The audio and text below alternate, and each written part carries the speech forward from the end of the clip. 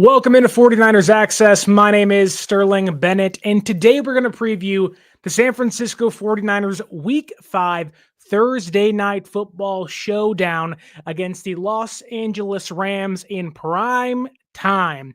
Hopefully it's a good game. It's gearing up to not being a good game because San Francisco's pretty much got their entire offense on the injured list, but we are going to have 61% of SoFi South, aka Levi's South, filled up with 61% of the 49er faithful. So good for yourself. Hopefully you used our promo code 49ers Access to buy yourself some tickets at SeatGeek.com. But the 49ers are looking to bounce back after what I'm calling maybe one of the ugliest losses of the entire Shanahan regime that saw them turn the ball over 4 different times and give up a special teams punt return, nearly 87-yard touchdown that was the eventual difference maker in the game. The defense didn't fare much better without Nick Bosa for the first time this season. No quarterback hits, no quarterback sacks, and they have to now find their way throughout the next, 13 weeks or so, and hopefully pick things back up without their star edge rusher.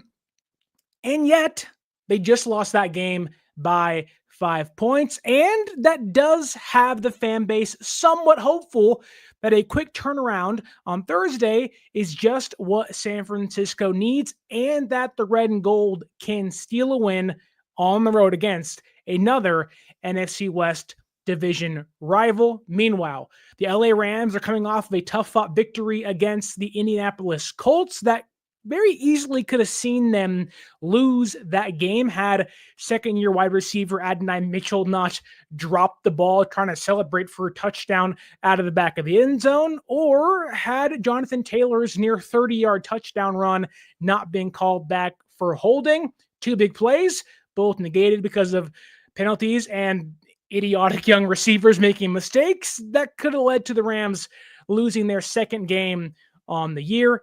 Nonetheless, they are 3-1 and also 1 blocked field goal away from being 4-0 this year because they lost a game in Philadelphia, their only loss this season, and that could have made them the only undefeated NFC team remaining. So a lot could have gone San Francisco's way, a lot could have gone the Rams' way, and vice versa. But now we're here. Week 5, 2025, Thursday night football. Who will come out victorious between the San Francisco 49ers and the Los Angeles Rams? Unfortunately for San Francisco, this game does not favor them whatsoever. I'm surprised. I believe they are still just 3.5-point underdogs in this game. That does not make sense, knowing that they may not have Brock Purdy this Thursday. He is battling some form of toe soreness on the toe, in which he doesn't have turf toe, but there is some sort of turf toe variant injury to his toe. He may not play. Ricky Pearsall suffered a deep bone bruise and minor PCL injury. I don't think he's playing on Thursday. And then Jauan Jennings has an ankle, a rib, a shoulder. He basically is a Raggedy Ann doll at this point of being banged up. He may not play on Thursday either. And the big question is, do you risk playing those guys, knowing you're playing the Rams? You lost a game against Jacksonville. You could have won had you not played poorly on Sunday. Do you risk playing those guys that have real serious injuries, which Pearsall said, I feel instability, unstable in one of my knees? Do you risk playing those guys on artificial turf? I don't think you risk playing any of those guys. You kind of take the L and say, hey, Mac Jones has done fairly well for us in 2 games against the Saints and the Cardinals, not the Rams, obviously, but you've won some games with the backup quarterback. You know you're better with Purdy down the road, so maybe you play Mac Jones this Thursday night. Save your franchise quarterback. Give your guys 10 days of rest between Thursday and the next Sunday against the Buccaneers, which that game's been moved back by 3 hours, so you get an extra 3 hours to rest. Might benefit San Francisco enough to rest their starters, if you will, this Thursday and say, hey, it is what it is. We're here. We can get back week 6, Kittle, Robinson, Purdy, Pearsall, Jennings, and feel better about ourselves than being 3-2, rather than risking a serious ending injury or a season-ending injury to some of your star players. There's a real chance San Francisco walks into week 5 with DeMarcus Robinson, who played, 10 snaps against Jacksonville in his debut this year, Kendrick Bourne, who had 3 drops against Jacksonville, Skyy Moore, Marquez Valdes-Scantling, and maybe a practice squad elevated Russell Gage, Junior Burgeon, on Thursday night as their top receiving threats. And that's not great. But on top of that, you could maybe swallow some of your receivers being out, yet the run game is still ineffective. They don't have a rushing touchdown yet through 4 games. The only team this year yet to have a rushing touchdown. Oh, and by the way, your defense still doesn't have Nick Bosa. So you have to find a way to win this game without maybe your best defensive player, not named Fred Warner, your franchise quarterback, your 2 top receivers this year. You still don't have Kittle, and a run game that can't move the football. They are behind the 8 ball. In no way should anybody be picking San Francisco to upset the Rams, but we are going to try to find an avenue of victory for San Francisco while giving the Rams all the credit in the world. They've been really good in 2025. So without further ado, let's dive in. Niners, Rams. How can San Francisco win and pull the upset on the road in prime time? I'll say this. While San Francisco is on short rest, so are the Rams. Now, the Rams are at home, but an hour plane ride from LA is not that far. From Santa Clara, San Jose to LA, it's about an hour and 15 minutes. The rest really isn't that big of a deal. There's no advantage there for the Rams sleeping in their own home, really. But there are some narratives flying around on social media. I asked some fans today, hey, what gives you hope that San Francisco may actually be able to pull this out? Because I'm sure you're feeling pretty down right now. Yeah, San Francisco's 3-1, but they aren't healthy, they're banged up, and the odds are not in their favor. What are the fans saying? What narratives do they believe could give San Francisco a chance, or what narratives are they buying into to make them maybe feel more hopeful than the rest of us do right now? The first narrative I want to address is they got embarrassed by Jacksonville, so they'll come out angry and motivated against the Rams. I'll tell you this, they should do that anyways. Had you beaten Jacksonville, you should be just as angry, just as motivated, because you played a terrible game no matter the outcome. You cannot turn the ball over 4 times and go, oh, we won. Does it matter? You should be just as motivated, just as anxious to take the field, knowing you're playing an NFC West division rival in their home. That should give you all the motivation you need. Losing against Jacksonville sucks in itself, but that shouldn't determine your mindset against the following team the next week. But maybe San Francisco has a point to prove.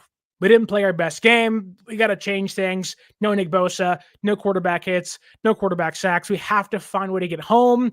Maybe we do see a more motivated San Francisco, a more, maybe more buttoned up San Francisco this Thursday.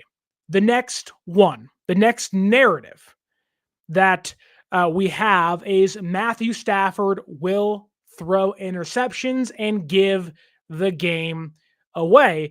And I think that kind of pairs with how the previous narrative went of being more motivated, being angry you lost against Jacksonville. To Bobo's point in the YouTube chat, you also got swept by San Francisco or by the Rams last year. You lost 2 games in a row. You blew games against the Rams last year. You had them beat in the first one at SoFi Stadium. You blew that game late in the second half. Second game was close the entire way. Dre Greenlaw's return. Your offense couldn't put any points up. That was the Deebo Samuel dropped wide open touchdown pass over the middle and was the biggest difference maker in the game. So you heard Kyren Williams, the Rams running back last year, say, we are the big brother now. We are, they're calling us daddy, if you will. If you're San Francisco, that should motivate you enough. But back to this Matthew Stafford narrative here. He'll throw picks. He'll give the game away. It's certainly possible. And San Francisco seems like they're really close to kind of breaking through that glass ceiling of not having an interception since last season against the Seahawks. But I'll tell you this. To disprove this point, Matthew Stafford has the 17th lowest turnover-worthy play percentage in football and has a 4-to-1 touchdown to interception ratio this year. He has 8 touchdowns. He has 2 interceptions. He's not going to give you the game back, at least from what he's shown in the first 4 games. Now, could that change? Yes, he has thrown 2 picks. Yes, he has put his team, like in Philadelphia, on the road at the Link in an early deficit because of turnovers. But if you're San Francisco, it's not just about getting turnovers. You have to capitalize on those takeaways you're getting. Yeah, forcing turnovers is great, but can you capitalize? And I'm just not sure that Stafford, who is playing out of his mind right now, is going to give you the game, give you the ball back. But maybe San Francisco got one called back. Upton Stout had a big pick, got called back against Jacksonville. Maybe that changes on Thursday against the Rams. The next narrative is Kyle Shanahan owns Sean McVay. And that feels right saying it. However, those numbers have dwindled. The ownage has dwindled in recent years. Yes, Kyle is still 10-6 against Sean McVay-led Rams teams. However, since 2021, when Matthew Stafford got to Los Angeles, the Niners are only beating the Rams 5-4. And the Rams are 3-0 in their last 3 meetings. Now, one of those games is the Week 18 at Levi's Stadium, Carson Wentz versus Sam Darnold game where Jake Moody missed the PAT and they lost 21-20. So there is some context involved, but you could say, that the ownage has certainly lessened since 2021. Now, I am hoping Kyle Shanahan treats this game like a bitter breakup where you see an ex-girlfriend for the first time and you just get blinded by rage of like, oh my God. And you just get angry and upset. And hopefully you see this as, I got to get revenge. I got to get back. I can't believe what I just saw. I'm hoping Kyle gets super creative and just kind of not just gets into his bag of tricks, but just takes a bag, dumps it on the ground. He's just like he's throwing everything at the Rams defense, trying to find a way to win. And I think San Francisco has to get desperate. I think San Francisco may feel like that, we don't have our quarterback. We're banged up. We can't run the football. We have to maybe dig deep in the bag of tricks and try to kind of outsmart, if you will, the Rams. And, games like this matter. Losing against Jacksonville, whatever, AFC South opponent, not going to crush your year. Winning a game like this would make you 3-0 in the NFC West. Gives you a big advantage going in to the second half of the season. So I'm telling Kyle, Saul, like, hey, open up the, in case of emergency part of your playbook, break the glass and say, let's get busy on Thursday. However, I, as I always do, did some digging. And I looked at every single one of San Francisco's wins against the Rams since 2017. So ever since Kyle Shanahan took over the job in San Francisco, the 10 wins he has that are part of the quote-unquote ownage of Los Angeles, the Niners are averaging 127 rushing yards per game in those wins and 4.23, about 4.2 yards per carry. That's a lot. Now, personnel has changes on both sides. There's been coaching changes. There's been Matt Breida, Christian McCaffrey, Elijah Mitchell, Deebo Samuel, Carlos Hyde was there. Yeah, that's how far back we're going here. But then you go to this year. Okay, ownage is ownage. It's there. What about this year, though? Because year by year, things change. And San Francisco in 2025 does not have the same propensity to own the Los Angeles Rams. In 2025, the Niners are averaging 3.3 yards per carry. That is second worst in the NFL compared to 4.3 yards per carry they had in wins against the Rams. They're averaging 88 yards per game. That ranks 28th in the NFL. That is basically 40 yards less than they have averaged in their wins over the Los Angeles Rams. This is not the same Niners offense that has owned the Rams. And I can tell you this now, for as happy as I am to not have Deebo Samuel on this offense, to get rid of that contract, move on, and kind of, be able to move forward without him, San Francisco really needs a Deebo Samuel type of player on offense right now. You're dropping back 40 times a game because you can't run the football. You wish you had somebody with Pearsall out and Ayuk still out and Kittle out that you can take over a game with, that you can utilize behind the line of scrimmage that can be a weapon for you. San Francisco doesn't have that. He doesn't have that. They don't have it this year. They don't have those guys. And you hope it's Christian McCaffrey, but the offensive line can only, isn't opening up lanes for him.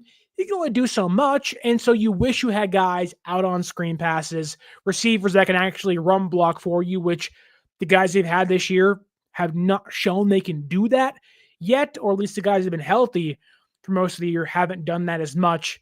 So you wish you had kind of a Deebo Samuel type guy that can just be this overall kind of game-changing, game-wrecking offensive player, because he was the biggest difference maker in many of those games in Shanahan's ownage of the Rams, which it doesn't mean they can't win without Deebo. They've done it before. They'll do it again. But the point is, with how banged up San Francisco is, or how bad the offensive line's been, having a player like Prime Deebo, or at least 2023 Deebo, would go a long way into helping San Francisco get a dub. But more importantly, finding a way to run the football effectively would change games. Obviously, against Jacksonville, it would have, and other teams it does too. But against the Rams, they've owned the Rams on the ground.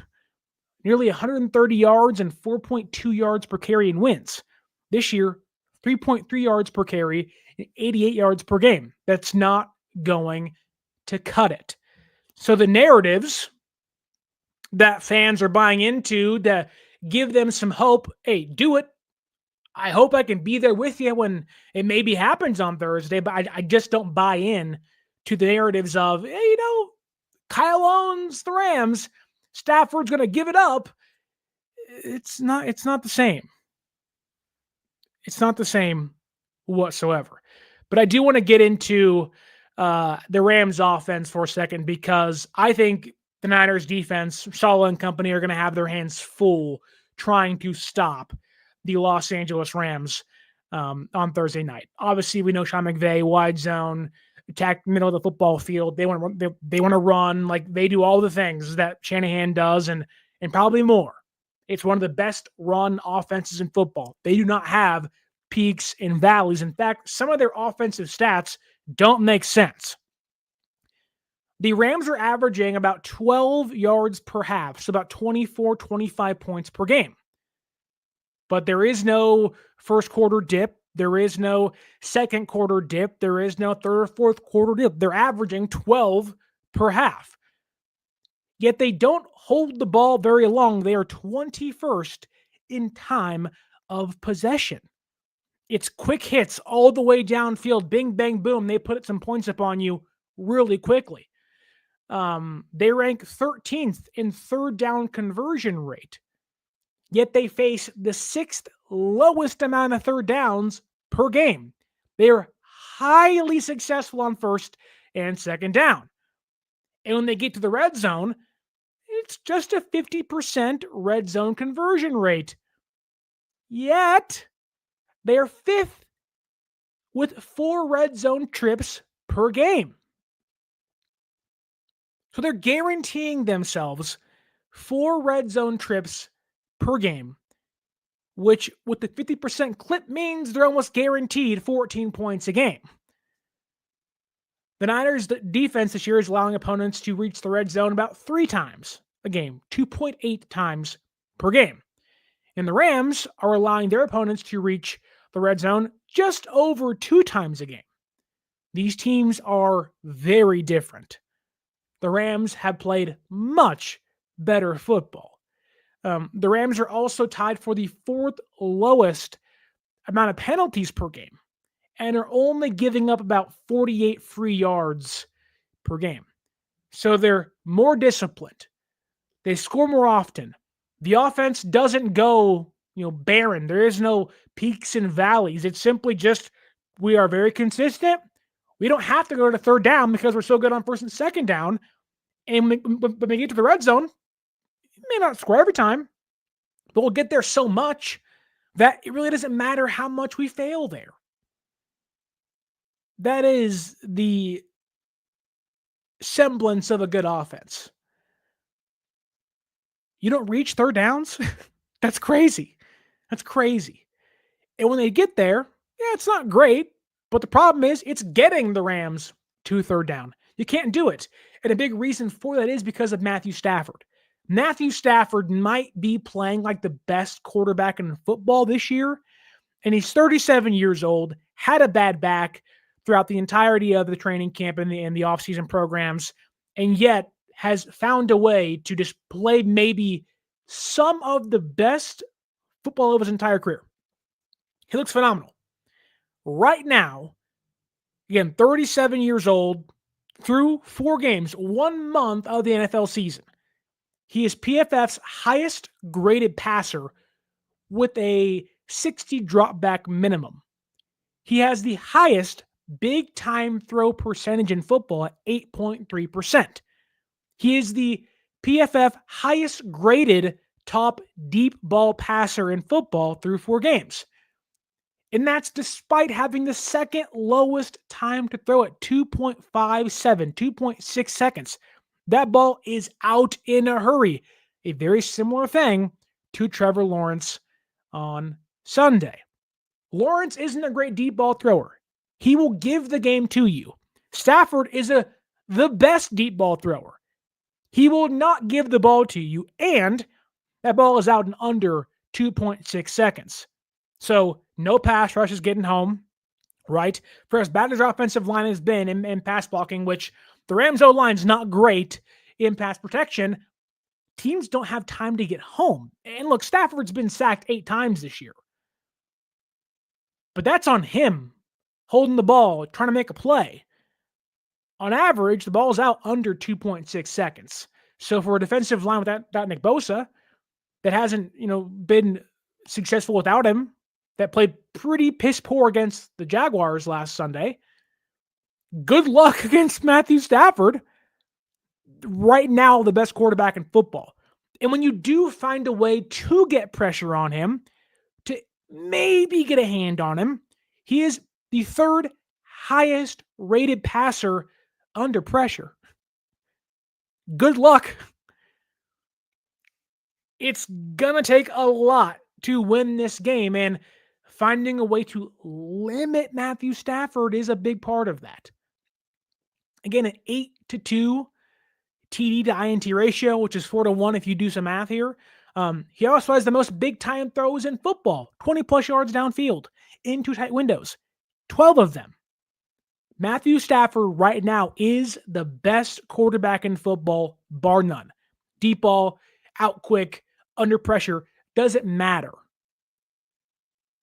This is a nightmare matchup for San Francisco right now. That may change come week 10 at home at Levi Stadium, but right now, Matthew Stafford's going to have his day with this Niners defense, who has been playing fairly well.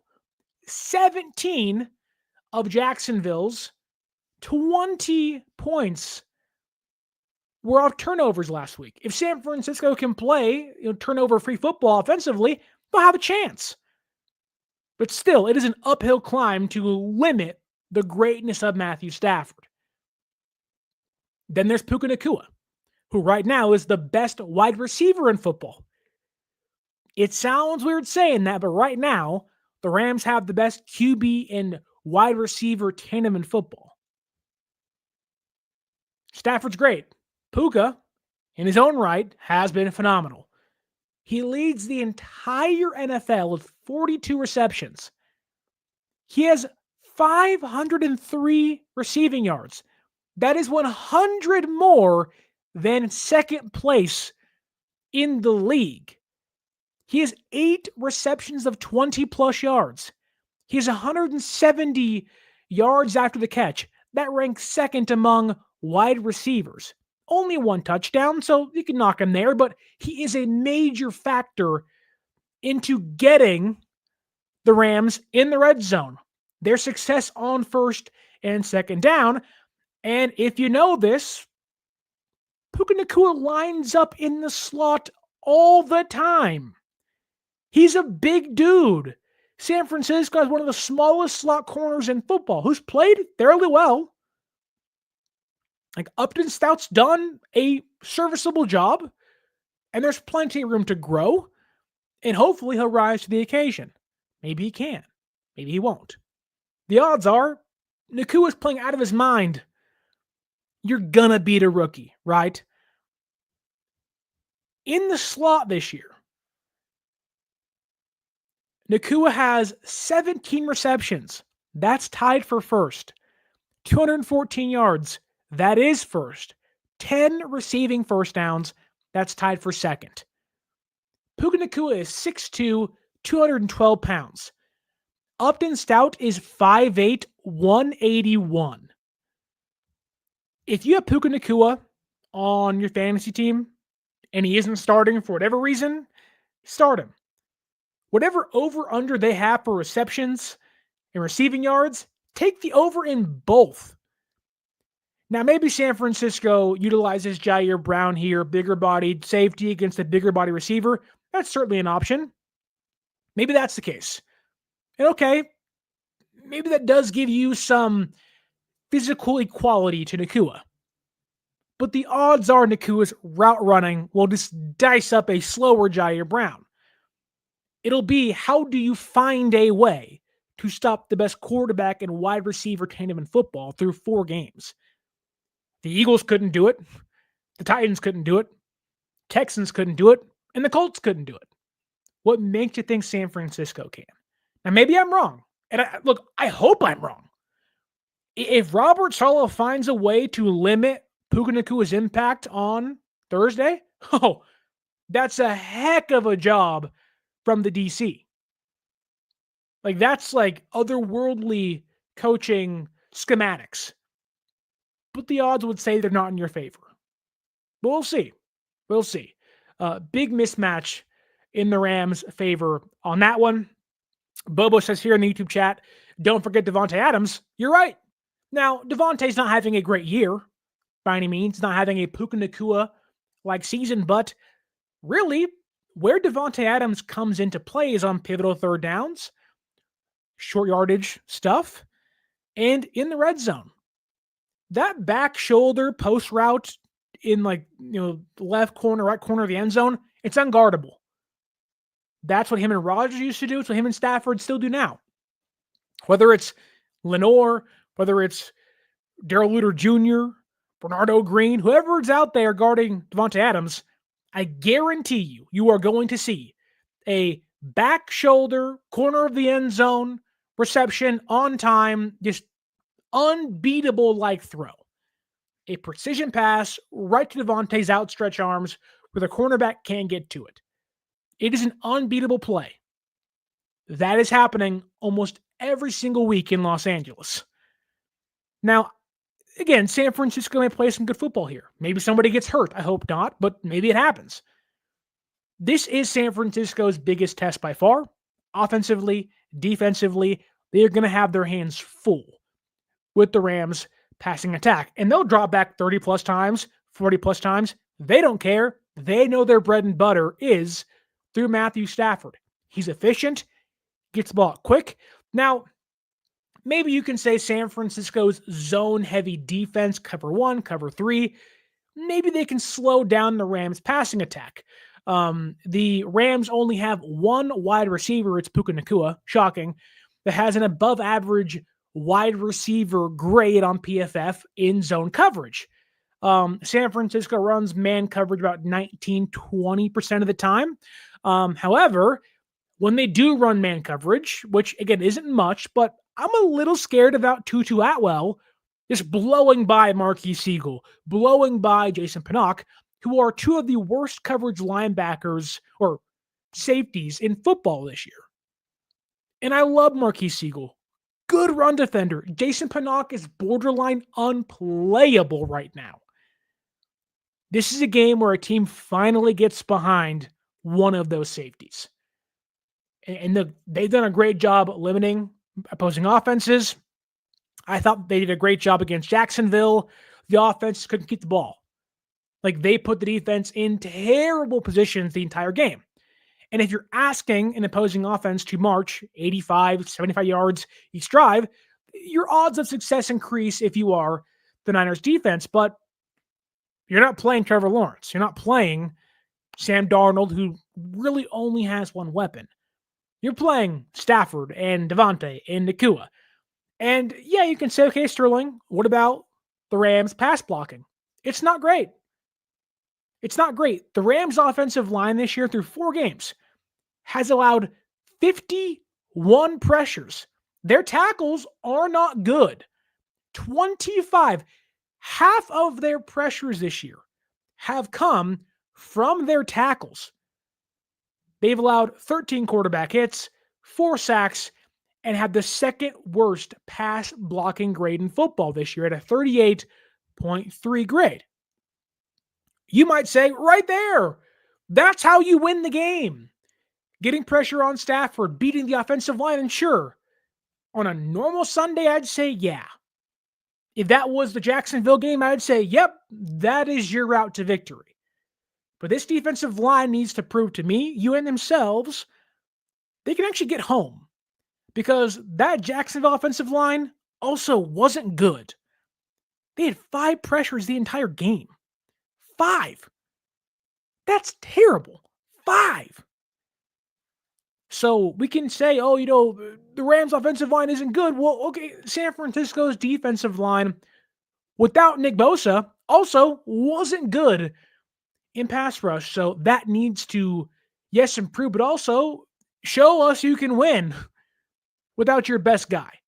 And it's funny because we mentioned in the preview episode for the Jacksonville Jaguars game that the blitzing numbers skyrocket about 25, 15%, 20% with and without Bosa on the football field. And we all assumed, okay, that they're going to blitz out of their mind against Jacksonville. Why not? That is the exact opposite of what they did. And Lawrence was not great against the blitz. They only blitzed Trevor Lawrence 5 times in week 4. 5 times. That's where all their pressures came from when they blitzed. A 15.2% of Lawrence's dropbacks were him being blitzed. They were averaging 37-ish without Bosa with Saleh in 2020. And look, and I get it, personnel changes. Who you have back there changes. Your offense changes.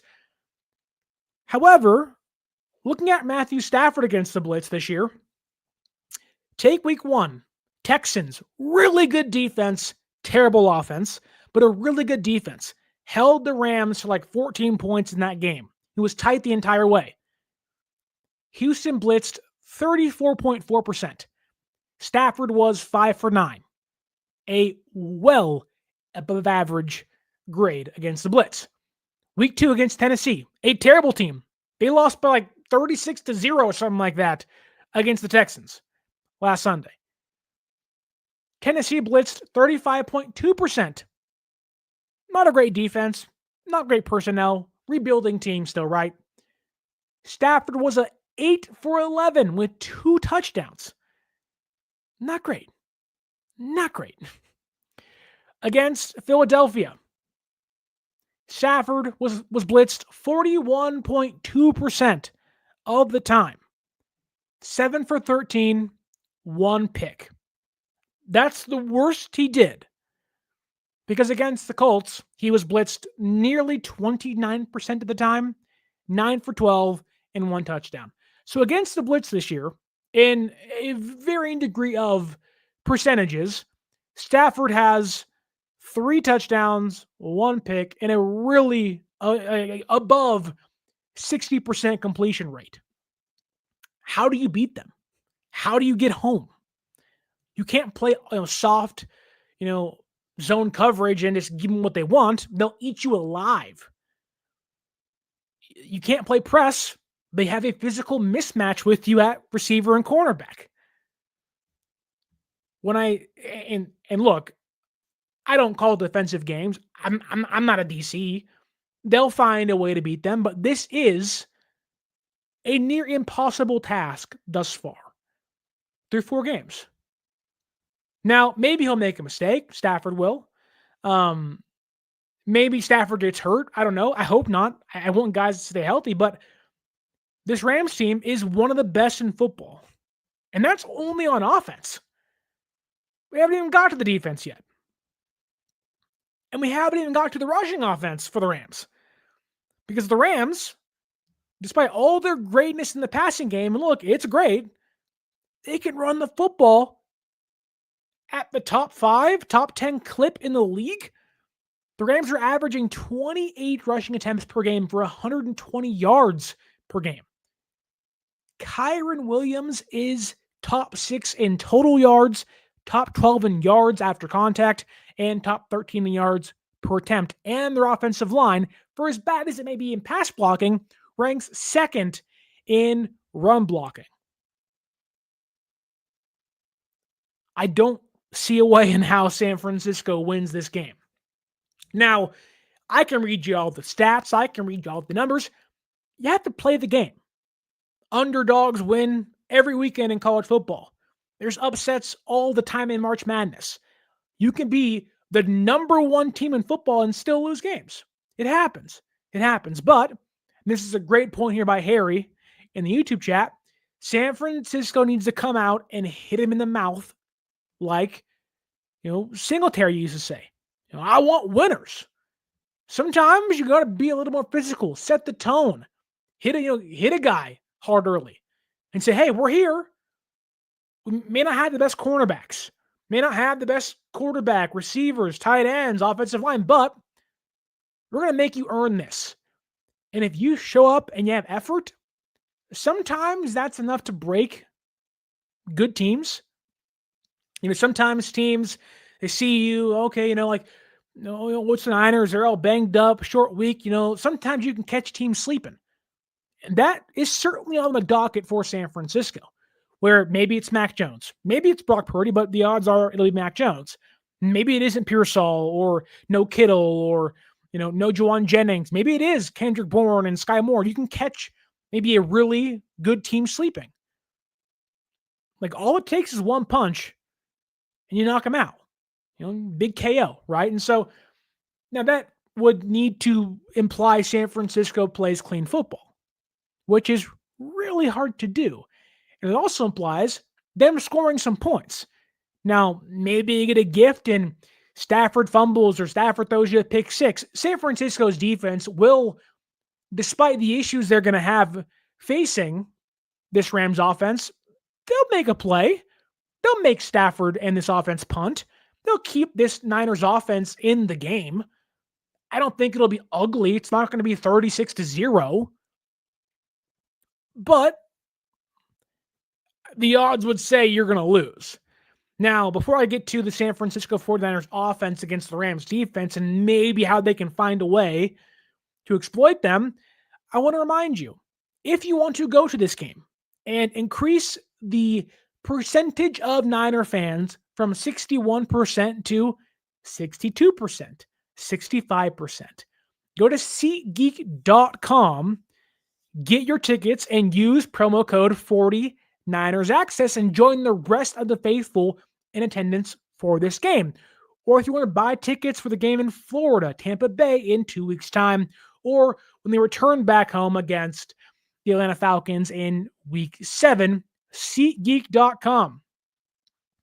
49ers Access. That's the promo code. It is the best and number one ticketing app in the country. I use it. My wife uses it. My family uses it. If you want tickets to watch your Niners play, use that promo code and save yourself $20 off your first purchase. Free money is free money. Use it. I mean, I use Upside. I use SeatGeek. I use my own promo code. Whenever you can save money in today's world, you might as well do it. So go ahead and go to SeatGeek.com and save yourself $20 off your first purchase by using promo code 49ers Access. Okay. The Rams defense, like their offense, is really, really, really good. Led by Chris Shula, a second-year defensive coordinator, and he has those boys playing what Mac Jones called the best defensive football in the entire league. They are one of the best defenses of scheming up pressure while not blitzing. They'll run a ton of stunts. They'll get guys open, and they have an X factor on the defensive line in Jared Verse. Jared Verse is and belongs in the category of guys like TJ Watt and Myles Garrett and Nick Bosa and Micah Parsons, guys that can completely erase your offensive game plan and wreck your offense by simply being on the football field. He can beat you with his own power in pass rushing. He can also wipe away a tackle and a guard in one fell swoop and create space for guys like Braden Fisk and other guys on the Rams' interior defensive line. He is the eradicator, if you will, on that defense.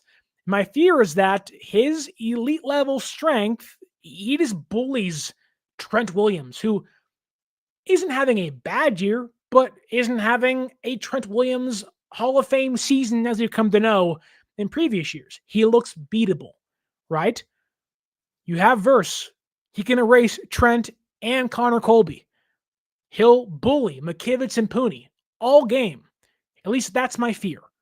He's so strong, so powerful. They have not faced a guy like him from a strength standpoint. Now you faced Josh Hines-Allen, a great speed rusher, phenomenal player. Big reason why the Jaguars won that game against San Francisco on Sunday. Jared Verse, better player. Better player. Now, not going to give you all the speed stuff, not going to beat you with all these pass rush moves, but he will erase offensive linemen and tight ends quickly. That ball needs to be out in a hurry. Can't have Mac Jones back there like, where do I go? You can't have him being Uncle Rico back there looking around for hours. Ball needs to be out. Boom, boom, boom, boom, boom. You're going to get laid out if you don't. San Francisco needs screen game. They need quick passes. And look, there's ways to beat this Rams defense. There is.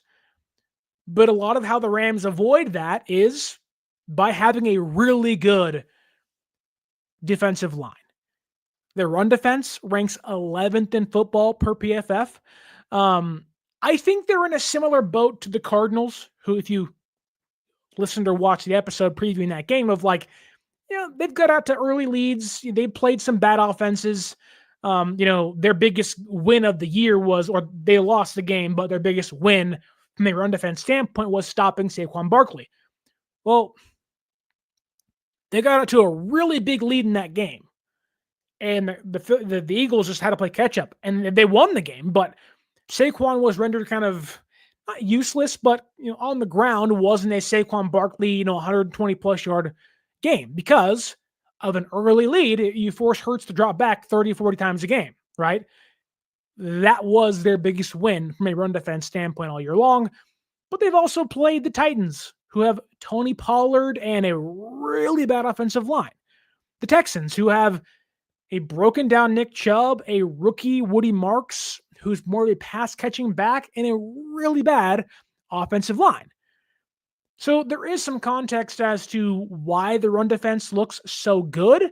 I do think there may be holes for San Francisco to finally break through that, but that remains to be seen. And, while San Francisco hasn't been great this year on the ground, they've been, again, one of the worst teams in football on the ground. they should be able to find some success to operate at a higher clip this season. Even the Colts, who were held to a lower rush yardage total than they have been in previous weeks, they were a 30-plus yard touchdown run called back from having it over 100 yards in that game. So, there have been some glimpses of other teams finding success against the Rams on the ground. And I think San Francisco, if Shanahan is who we believe he can be still, and they can find any semblance of a rushing attack, they'll be in this game. Whether it's Purdy, Mac Jones, they can find some guys, an offensive line that can play cohesively for once, and tight ends that can actually block for once, and they may be able to find some success and keep them in the game and maybe give them a chance to kind of pull out the upset in prime time. That said, Jake Brendel, not been great in run defense or in run blocking. Not great. I think Jake Brendel is going to get his ass handed to him this Sunday. And a big reason for that is the Rams, they use 3-4 fronts. They have 5 guys on the defensive line a ton. They'll utilize one linebacker. Like, they will just load up the box with defensive linemen. They'll rush 5. They will get their guys in 1v1 situations. In San Francisco right now, they don't have the offensive line to do that. And when the Rams do that, their defensive tackle, their nose tackle is Poona Ford. And Poona Ford's having a heck of a year. And to give you some context, Jake Brendel is 6'4", 300 pounds. He's a big center, a big guy. Usually you want your interior offensive linemen a little smaller than that. Yeah, some guys are hulking defensive linemen, but you are now kind of in peril of finding and losing natural leverage as a center to smaller interior defensive tackles like Poona Ford. So Brendel's 6'4", 300 pounds. He is the 16th ranked center in pass protection this year. Middling. Right in the middle, 16th. He's 4th in run blocking. Yet, on the other side, the Rams' nose tackle is Poona Ford, who's 5'11", 311 pounds. Dude's freaking tiny Hulk. He somehow has 10 plus pounds on Brendel, but 5 less inches. And he has a 15.3% pass rush win rate and is the Rams' highest graded run defender. Good night, Jake Brendel. Sayonara. See you later. Like, we know what's going to happen. I can see it now. Your back turned to the rest of the defensive line watching whoever the quarterback is, Mac or Purdy, getting sacked or running for their life. Chalk it up. Predict it. It's going to happen. It'll be a long day for the San Francisco 49ers center. On top of that, we talked about the Jaguars game. That the Niners have had a hard time with Kittle out, having their tight ends block on the inline or pull block and be lead blockers, if you will, with fullbacks or tackles opening up space. Kittle is so great at that, right? That's his specialty, on top of being a future Hall of Fame receiving threat. The Niners, though, without Kittle, have found a way to replace the receiving game with Tungus and a little bit of Farrell. Like, they've found some impact with the backup tight ends through the passing game. But blocking-wise, on the ground in the running game, where Kittle is so good at, which you'd think this wouldn't change much, but it does. And it shows you why he's so impactful and shows you why he's so valuable to this Niners offense. On designed running plays since 2024, George Kittle on the field, San Francisco is averaging 4.9 yards per carry, almost 5 yards per carry. Without George Kittle, 3.3 yards per carry. That's what they're averaging now. I don't want to say Kittle is the biggest factor in them not being able to run the football, but Ayuk's a great run blocker. He's an out there. Pearsall is an okay run blocker. He's not terrible. He'll try. He isn't going to be out there, it seems like. Jennings, great run blocker. Probably not going to play. Farrell has not been great as a blocker this year. Missed too many guys. Too many blown assignments by tight ends this year. Big reason why San Francisco has not found success on the ground. Now, if they can do that and they can start playing better and start finding their assignments and blocking them, then maybe they'll find some success. But that remains, once again, to be seen. How does San Francisco scheme against the Rams pass rush? Jared Verse again. 18 pressures this year. A 26.1% pass rush win rate. When you go to true pass rushing downs and sets, 33%. 1/3 of his pass rushing snaps, he's winning.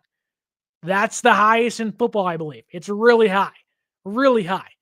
But he'll open up stunts or open up space on stunts for Braden Fisk and Kobe Turner. And on the other end of the defensive line for Los Angeles, Byron Young has 5 sacks. Now, they're more of, effort sacks. He's not going to beat you 1v1, but you have guys like Verse that can draw guys out of the pocket. You have Byron Young on the other side cleaning things up. It's a really good front 4, front 5, front 7 for the Rams. That defensive line is great. They have to find a way to get the ball out quickly and find a way to run the football. And it goes back to, you wish you had a Deebo Samuel type player that you can have get the ball out really quickly. And just say, here, like feed him. You don't have that guy though.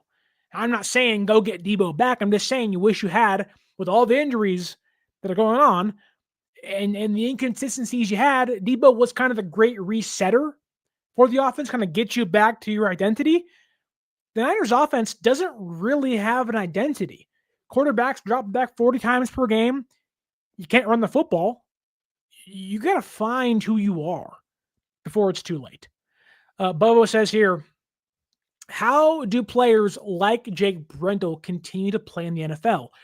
Can't find at least one offensive lineman better than him, huh? That offensive lineman exists everywhere. That's the truth. But I wouldn't ask why or how does Jake Brendel continue to play in the NFL. The question is, why are the Niners so dead set and committed to him? That's confusing. That to me is the problem. Of wait a minute. What do you see we don't? Because everyone else says he sucks. PFF says he's not great. I say he stinks. John Chapman says he isn't great. Everybody's saying this guy's a problem. And somehow the Niners are like, oh, it's fine. Big reason why they've lost some games is Brendel. So I don't know. It is as confusing to you as it is to me. Then you go to the Rams pass coverage, and this is an area I do think San Francisco can find a way to win. And I say this proudly. The Rams secondary, their cornerbacks suck. Their secondary gets bailed out for because they have a great defensive line that can get pressure, that can force quarterbacks into bad throws. If you watched the Eagles and Rams game, granted, they have A.J. Brown, who San Francisco doesn't have. I wish San Francisco had Jauan Jennings. I wish San Francisco had Brandon Ayuk, and more so Jauan, a dominating, bigger-bodied receiver that can bully these dudes on the Rams secondary. Their secondary is pencil thin. Literally, twigs everywhere in the secondary. And if they can find maybe some time for Mac or Brock Purdy to throw the football, albeit the weapons for San Francisco haven't been great, but for whatever reason, if you can find some time for your quarterback to throw, you can pick on this Rams secondary. And this is why it sucks, because if San Francisco was fully healthy, Pearsall, Jennings, Robinson, even if Ayuk was still out, but you had Kittle, we're talking about San Francisco maybe having a real chance to beat this Rams team because of how bad the Rams secondary is, for how quickly physically overpowered they can become. The Eagles flipped that game on its head because they said, okay, you want to play soft coverage against A.J. Brown, who has 5 inches and 35 to 40 pounds on your defensive backs? Let's go. Darius Williams is 5'9", 192 pounds. Even if you had Pearsall, who's 6'1", you do have an advantage there. Jennings is 6'3", 6'4". You almost have a whole foot on the guy and 20 pounds on him. Emmanuel Forbes, 6 foot, good height, 181 pounds. He sucks. He's borderline unplayable. You can body him up every single play. And Kobe Durant, probably their best coverage player, is 5'11", 182. A much more balanced physical body for a cornerback. For reference, Demo Lenore is 5'10", 210 pounds. All these guys are under 200 pounds, and 2 of them are under 6 foot. And the one guy over or at 6 foot is 181 pounds. San Francisco not having any receivers healthy, any bigger body dudes healthy. If those guys are out there, you may have me picking San Francisco to win this game. I truly believe if you want your quarterback dropping back 40 times per game, this might be the game to do it if you were healthy. And San Francisco isn't, unfortunately. And that's why it sucks, amongst many other reasons. But it's like, oh my God, like you can beat this Rams team. They're beatable. They played one-score games all the time. And San Francisco healthy would at least have a pretty good chance to upset them at home. I do want to highlight 2 more things, though, because I want to pat myself on the back. I want to gloat a little bit. Doing some preparation for the show, I went back all the way to 2023.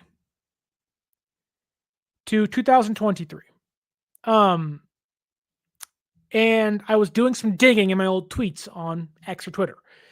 And I found one leading up to the draft of that year. And I'll read it for you right here. This was dated April 27th, 2022, excuse me. And I quote here, Kirby Joseph or even Quentin Lake from UCLA could be mid to late round targets for the 49ers. Lynch spoke highly of George Odom, and I'd assume they want to give Hufanga a shot to win the starting safety job. Joseph is more of a free safety, but Lake is one of the smartest safeties in football. The Rams drafted Quentin Lake that year, and I was butthurt out the wazoo because of it. Quentin Lake this year has been a monster. He's been targeted 16 times playing a slot/free safety hybrid role for the Rams. 16 targets. 8 receptions allowed. 5 PBUs. 56.3 passer rating allowed this year and a 74.9 PFF coverage grade. That is 8th among safeties. Having a great year. Wanted to give myself some kudos, but also give Quentin Lake kudos. He's probably their best player in that secondary. They don't have their number 1 cornerback, who is Akello Witherspoon. That tells you everything you need to know about how bad this Rams secondary can be. And if there's one area where San Francisco can win this game, it is beating and targeting those guys over and over again. I just wish there was some bigger bodies out there to do so. The last thing, though, San Francisco has one of the worst special teams unit in football this year. Hasn't changed since last year. They can make kicks now. They just can't cover kicks still, unfortunately, or punts. The Rams kicker this year, because they changed the kickoff rule last year, has been one of the best at kickoffs. And San Francisco has really struggled to find field positioning on their kicks, whether it's Skyy Moore, whether it's Guerendo.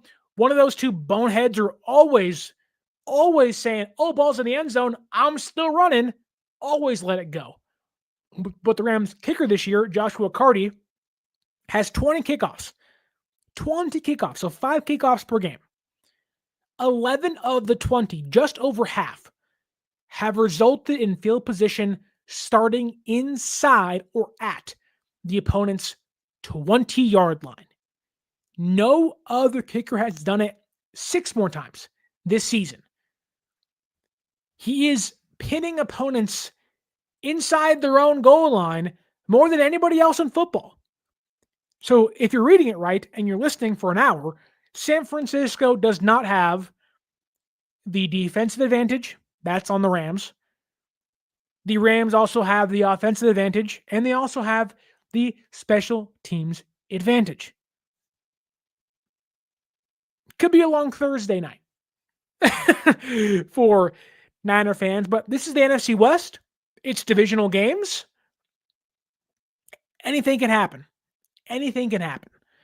It is up for San Francisco to take the 1-hour flight to SoFi Stadium, Levi South, and just say, you know what?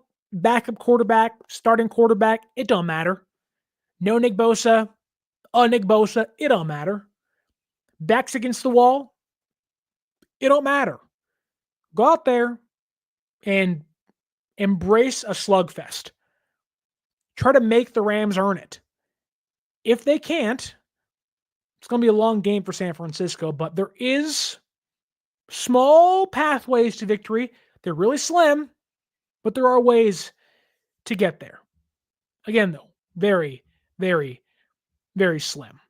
With that said, my final score prediction in this game will be Rams 27 and the 49ers 16. I'm hoping I'm wrong there, but I have San Francisco losing by 11 points on the road, short week, banged up.